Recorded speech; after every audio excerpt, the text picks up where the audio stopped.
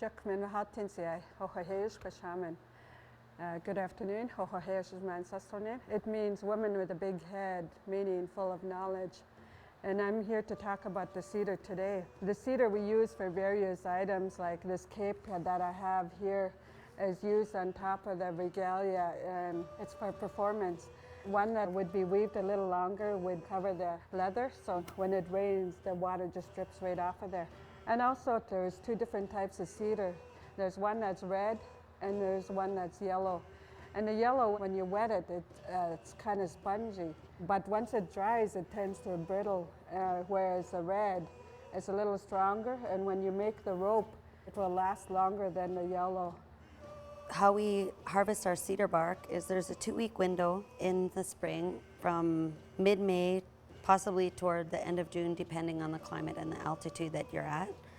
And how we do it is you take a 2-hand width from the tree and you cut it on the bottom and you strip the tree.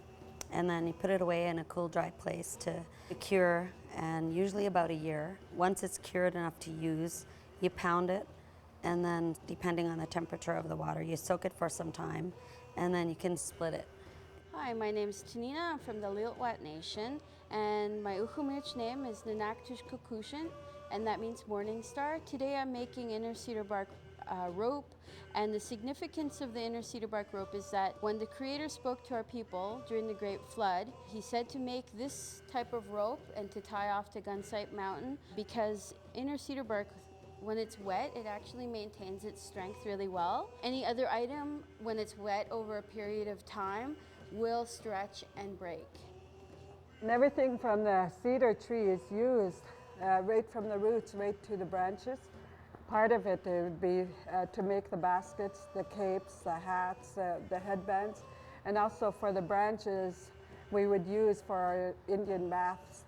When we go out to the forest, before we even pick any cedar root, cedar bark, we offer tobacco and also say a prayer to the tree.